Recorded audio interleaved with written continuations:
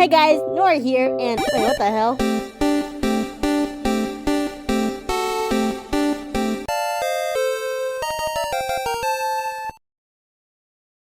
How in the fuck? Hey guys, Nora here, and I am so sorry about how long this took to get finished, but rest assured, it's here. By the time this video is done, you're probably watching it right now, and again, I'm very sorry about how long this took. But if I was able to get the Sonic Unleashed summarization video out for last year, then I wouldn't have a problem with this one. So this is a video that I've been wanting to talk about for a long time since my last video about my characters. This time it's not just for a standalone series, but it's for a very long story that I've been working on since 2021. I haven't had a proper title for this yet, but I've been calling it LAMENTS, all caps, because it's supposed to be an acronym of all the main characters' first letter of their names together, like Ruby or Witch. You get the idea. I uploaded a couple of shorts that were supposed to be like what I imagined their voices sounding like, and you guys really seem to love the shorts. This video is going to be a really long video about these characters, more in depth about them, and also touch up a bit on the story as well, because I didn't have a clear idea of what the story was about, what year it took place in, or like any of the magic system in general. But today, we're gonna actually try something better now. It's the mid-2000s, and magic has experienced a resurgence after multiple incidents in the 1600s. However, a certain landmark has been built to prevent history from repeating itself, known as Icon. Now, dozens of students are ready to learn about magic by the time they turn 19. And a certain princess is next in line to enter the world of magic. So without further ado, let's get in with the main character. In the earlier drafts of LAMENTS, the main character was called Akira, and her personality was similar to that of every other magical girl protagonist. Bubbly, energetic, obsessed with magic and boys, and henceforth, very naive. Her motive was never written down, but what my younger self wrote was that she wanted to prove to the world that magical girls are real and not just a myth. And so she could impress a very stoic painter who always had his head in the clouds. But as you heard earlier, I changed her to be a princess, and now her name is Leia Brighton. Leia is the second middle child in the esteemed Brighton family and holds the title of the fourth princess of Maldonia. She spent the majority of her childhood at the palace along with her 5 siblings. Her parents are still well beyond their prime, but even then, they're planning a royal ceremony to choose which of their 6 children will be next in line to take the throne of Maldonia. By the time Leia and her twin sister turn 19, her parents have already prepared them for their journey at Icon by granting them magical family heirlooms, which were also given to their older siblings. If you were wondering, Leia's powers are all about light. I hadn't decided which kind of light to use specifically at first, since fluorescent light would lean towards technology, and sunlight would lean towards fire, which I didn't want. However, I went with the notion that the sun is a star, so therefore its light is more star-like. At the start of the story though, Leia can only conjure up a ball of starlight, which is only practical for blackouts and entering dark places. As you can see from all the old sketches of Leia I had back then, back when she was still Akira, she looked very different. Her color palette was something I already kind of had in mind because I always wanted a character that was more muted, like sad beige, I guess we're calling it. Yeah, we're calling it that. We're gonna go with sad beige real quick. You know, a complete contrast to what I'm normally doing, which is bright colors and pastels and pinks and such. Even her hair too. Like, it's been like that, and then, like, the first 2 drafts I made, like, I think this is when I realized, yeah, I think I need to make her hair brown, and making her hair brown it looks way better than before, because her colors didn't make sense. And after I implemented the fact that this takes place in the 2000s, she has a more 2000s preppy look, which also makes her, you know, seem a little more majestic, because you know that she's still part of the royal family, even if she doesn't exactly look like a princess 24/7. Leia has been counting the days until her 19th birthday, so she already knew her life at Icon was planned for her. So, despite being aware of her future, she isn't really that happy with it. Her life has been planned from the very start, and follows the same patterns as her older siblings before her. She wants something different for a change. She wants something that isn't the norm, or at least something that isn't in her normal life. It wasn't until she ran into a character that we'll get into later, who, by the way, had no clue who Leia was or the fact that she even was a princess. Anyway, this character shares the idea that you can learn magic by not studying at Iacon at all, and that you can learn at your own pace. I mean, doing what everyone else is doing is overrated, am I right? It was thanks to them that Amelia was able to discover that her heirloom is more than just a trinket she has to carry around with, and actually has magic of its own. Yes, that's right, we got the magical girl aspect of the story, because the heirloom she wears is a pendant that not only stabilizes her powers, but grants her a magical form, which also makes her stronger in turn. There's also a certain somebody who has caught her attention. A fellow painter who's seemingly glued to each move he makes on the canvas. And Leia instantly falls in love with him. The way he keeps his patience, the way he stays focused on his paintings, the way he doesn't let a single thing distract him, not even her presence alone. It's very captivating. Something about him that's different. Unlike everything and everyone else in her boring normal life within her palace walls. Maybe she should get Iacon a shot, if it means she can spend the rest of her days with him. Okay, I don't know what happened. I just went to a tangent. I'm sorry. I'll talk more about that guy later. But now that we have Leia, let's see the rest of the group. This is the next character that Leia actually runs into, and she was just as planned from the start as Leia was, but the name I gave her was... I'm not kidding. It's Tafuna Cookie. Oh god, I suck at coming up with good names for my characters. Luckily, I changed her name to Amelie Avery. And she's still the same as she was. She's still Leia's friend. She's still funny. She's her ride and die and never leave her side. Amelie is one of the first to study and master her powers without even attending Iacon. And she takes that title with a sense of pride. Not so much though. She's not a certain celebrity that I won't mention later yet, since this video is only about the virtues. Speaking of which, Leia represents the virtue of kindness, whereas Amelie represents the virtue of diligence.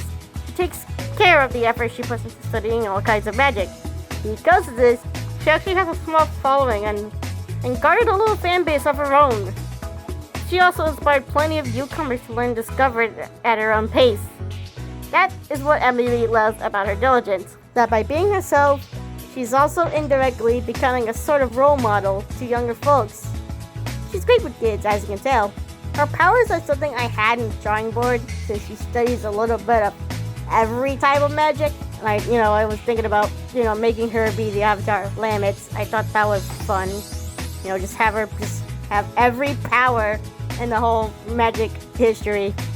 But I didn't want her to be overpowered, so I just let her just have one power instead. Maybe she'll use other powers when she needs to, when necessary. She discovered magic at a very young age, and from then on, she would learn and study all forms of magic. Yet, even with all of this knowledge and talent, stuck to just one that she's been naming Powerhouse. With this, she can create, alter, and amplify anything she wants. Like Amelie will just can materialize a sandwich and then there snack on. Also, almost like think Momo from My Hero Academia. Like she has that same ability too. Just like Adam Eve in the show, she can create her own magical suit and armor so that she can mess with Leia. Because I always imagine after Leia has her magical girl transformation, Amelie just saw this and went, my turn! And just created her own magical form. And I also gave her an axe. I just thought it was cool. Most of the characters I have always uses a sword or something. I want to do something different. Totally not a Minecraft method.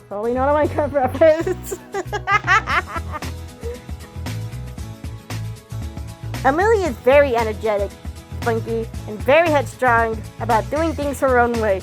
Normalcy is overrated for her. That's why she immediately turned down the idea of Leia enrolling in Iacon.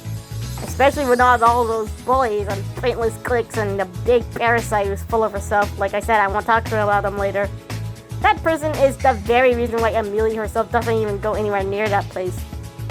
Surely that lady will try to make Leia's time there a living hell.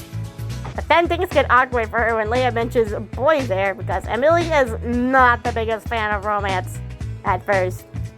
Until she sees how much this boy means to Leia, and oh my gosh, she low-key ships them. She ships them hard. And I don't blame her, to be honest. I've been attached to them. They've been living in my head rent free. My head is empty, no thoughts, but these two characters alone. Speaking of the boy, I think it's time we get to him.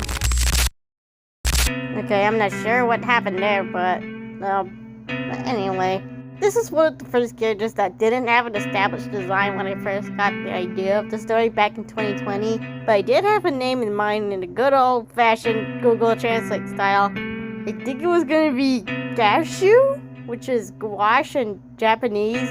Like I said, I sucked at naming my characters, but I have since renamed him to something a little better now, and that is Millicent Bystander. Yes, his name is a reference. That was intentional. I made it. That was his name on purpose. That was on purpose. Millicent is a peculiar individual who resides in Icon's art studio.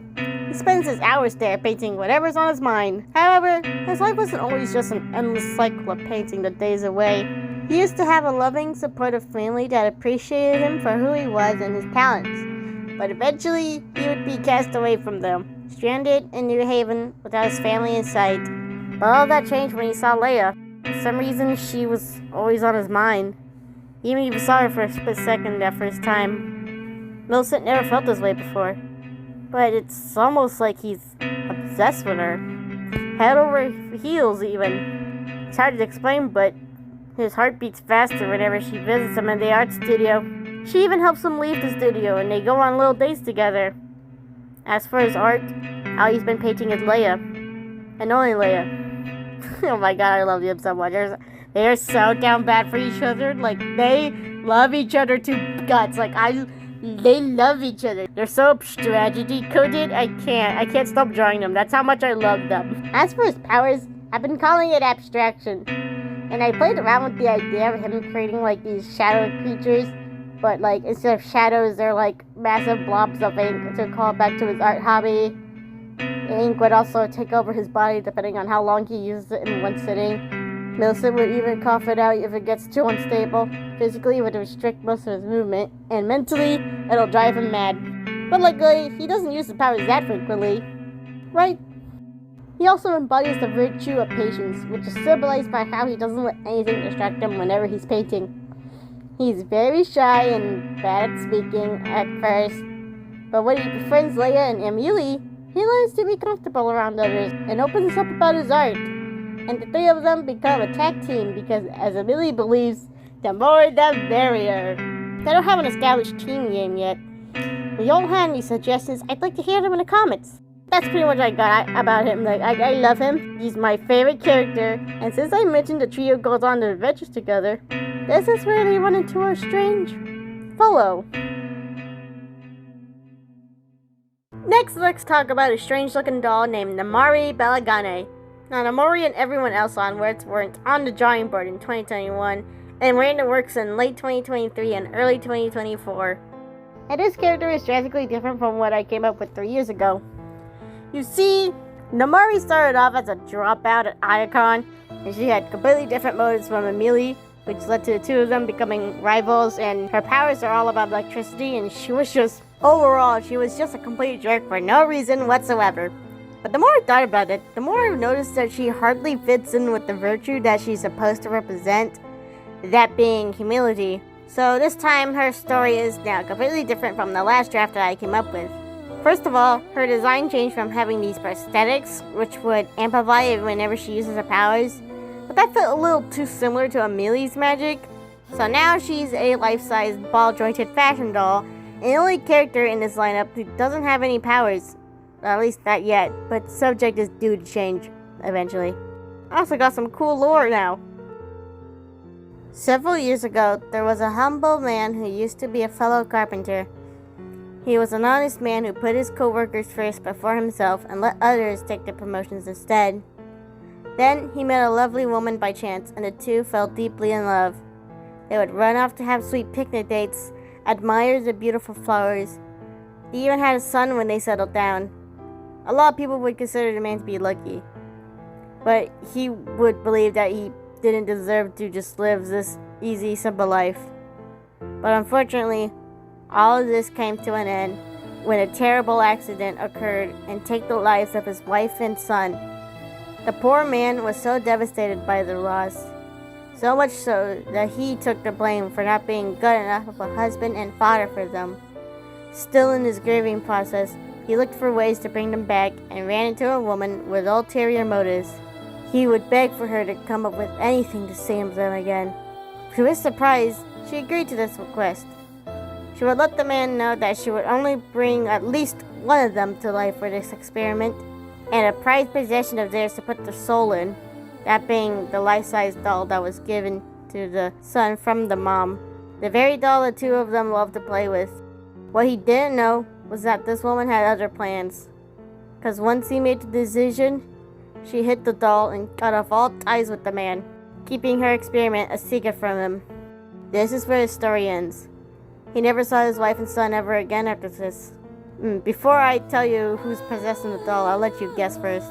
When the doll Namari was brought to life after the woman put the soul into her, she raised her as her own, although not in the same fashion as her last life.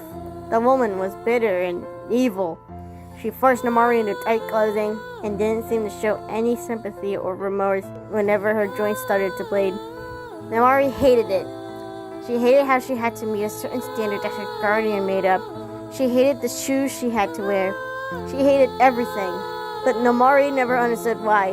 Why did she hate everything she had to deal with? Why did she feel uncomfortable with her body? Why was she able to be alive despite being nothing but plastic? It's the son, alright? The son's possessing her, okay? Yeah, okay, the child's possessing the doll, okay? Yeah, go ahead, make a FNAF joke here, haha, funny, anyway. It wasn't until she ran away and stumbled upon the trio was they were out fighting monsters. Even though they found the concept of a living doll a little creepy, they still accepted her into the little friend group. And the rest, as they say, is history. Wow, I spent way too much time yapping about her lore more than I did for everyone else, and we're halfway through the rest of the cast, but even then I never really seen Namari with anyone in the group. Most of my art had her distant from everyone, and isn't entirely in one of the groups. Speaking of friend groups, let's meet the next batch of characters here.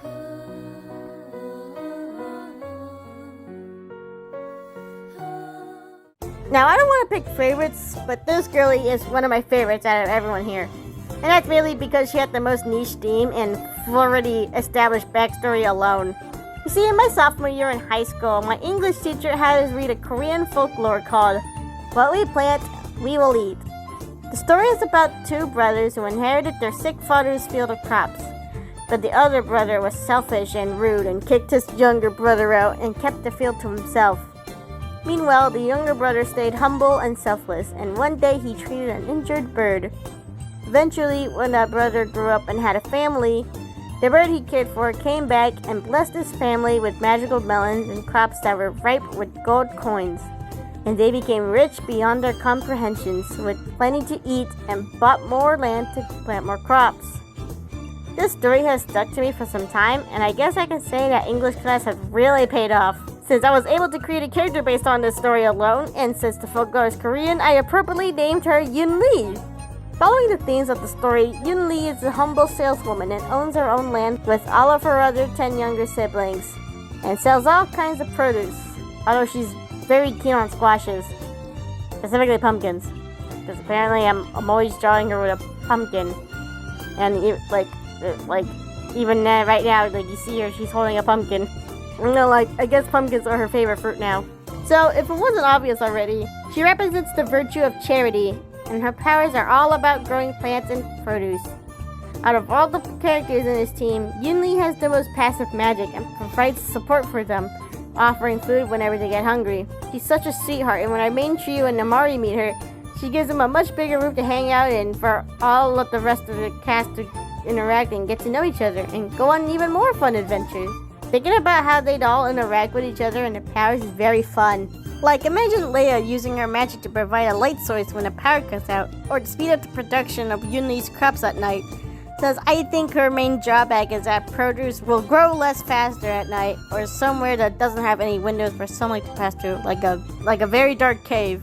That's all I have left to say about Eun Lee, other than that she's like the fan favorite here on YouTube. Like, her video alone got more likes out of everybody. So I hope this worth the hype getting to see her. Okay, I'll confess. This character wasn't even part of the LAMENTS cast when I first designed her, since her purpose was just to serve as a plot point for another character of mine who isn't exactly relevant to the story, but do know that they are related to each other. They are mother and daughter, even if they canonically never met each other. Sorta. The earlier drafts I had of her were much different. I was constantly switching from her occupation and personality.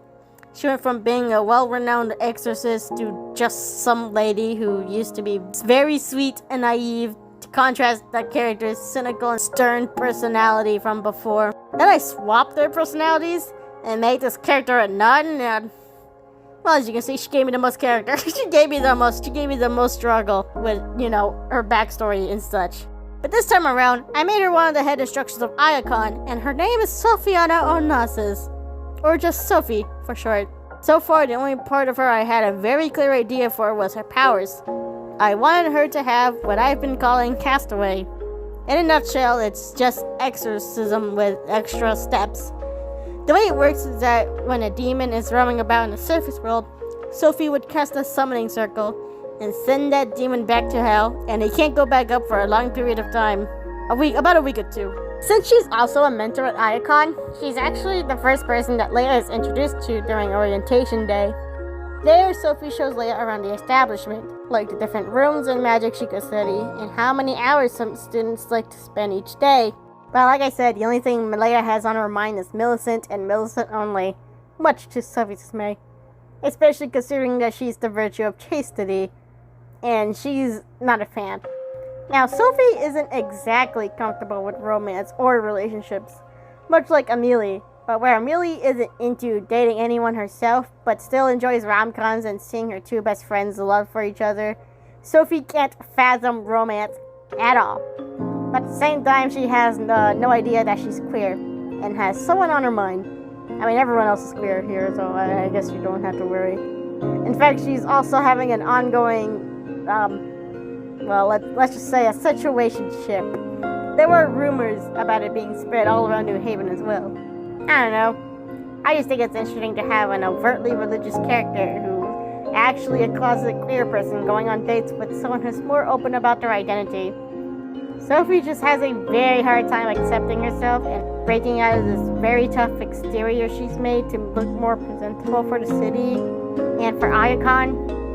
Even when everyone around her is like, hey, yeah, we know what you are, and that's cool, you don't need to hide it. Even then, she'd still try to deny it and switch topics as quickly as possible. Now that I think about it, she's almost kind of like Mira from K-pop Demon Hunters.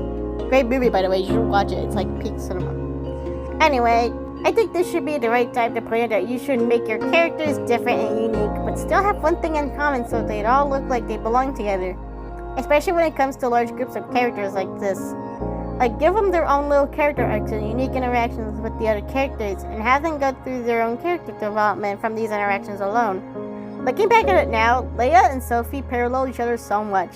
Whereas Leia is fully aware that she's in love with Millicent, and wouldn't be ashamed to admit it to the public, Sophie has more of a hard time accepting her love for her partner. And eventually, maybe Sophie could break out of the expectations and just be comfortable. Speaking of her partner, I think it's time we finally meet them, and the last character of the bunch. The final character I have today is one I struggled with the most design-wise. Before I talk about them, I want to yap about this one character I made in 2021 because she was just the most out-of-pocket character I had.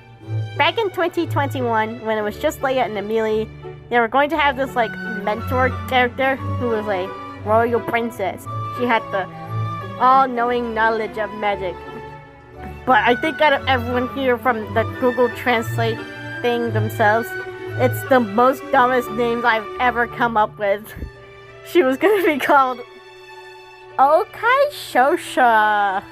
Despite, trying to be the mentor, she kind of served nothing. I don't know what my younger self was thinking. I think I just wanted to have a princess in the story. I don't think I could even tell you what I was thinking back then if I tried. So eventually, she got scrapped. She's gone. She doesn't exist anymore. Don't even think about her. I mean, the whole princess thing would go to Leia, so there's still a bit of that old character in this new story. But with that out of the way, let's talk about this new fella here known as Timber. And like I said, their design was the most difficult to come up with throughout each of their designs. Like, the first draft I made of them was lacking by tenfold. It's not even close compared to my early draft of Eun Lee in that same year. Like, I guess I tooted my own horn a little too much when I thought that you could design an OC with only one reference. Because looking back at it, I was horribly wrong. My second time around was when I was getting a little somewhere with their design. I made them a little more music themed, but I still think I could have done better. So this time around, I looked at references of Victorian Gothic fashion in the 2000s, because that's the era this story takes place in, gave them a much more orchestra conductor look to tie in with the music theme, made them a little less human, and I think I got the best of both worlds. Zimmer is the charismatic type, almost in the same level of optimism as Leia, if not more optimistic. Music is their passion, and it's their dream to be a true conductor for an audience to see perform. Their magic is in the music variety, being able to conduct any song and symphony with no instruments or band around. They can be able to manipulate music notes for attacks or for healing. Each note has its unique purposes. For example, a whole note can deal more damage than an eighth note. Zimmer is meant to represent the virtue of temperance, and the opposing sin of that is gluttony. So therefore, their dad is gluttony, and they're on opposing sides of the morality scale. So yes, they have daddy issues, and they left their father to do their own thing, to be a conductor and have a proper love life to break the cycle. Speaking of love life, they are Sophie's partner in business. At least that's what she claims they are. But the way they interact with each other, the secrets they share together, the source of comfort they make together, make it really, really hard to tell that they're just business partners or friends. If only they knew how much an effect they have on her. In fact, they're one of the first persons who kickstart Sophie's character art. Man, I love their chemistry.